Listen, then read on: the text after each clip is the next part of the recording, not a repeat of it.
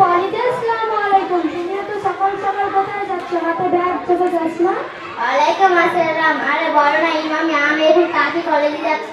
আরে বোন, আজ তো রবিবার, তুমি কলেজে গিয়ে কি করবে?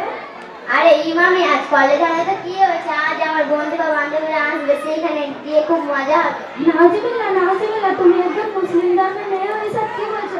তুমি জানো না একটা মেয়ে যদি বেগানা পুরুষের সাথে মেলামেশা করে তাহলে তার কত বড় গুনাহ হয়? তাছাড়া রসুল এবং আল্লাহ তাআলা তাদের প্রতি নারাজ হন। তোমরা বলো নাকি বন্ধুদের সাথে মেলামেশা করে ফেলে গুনাহের কাজ হয়? আর তোমাদেরও একটা রোগ আছে, তোমরা বলো, তোমাদেরকে শরীয়তের কথা বলে, তোমরা কি বলো এটা কি কোরআন হাদিসে লেখা আছে? তাহলে কোরআন হাদিস কি বলেছে শোনো। কি বলেছে আবার? সূরা নূর 38 পারা।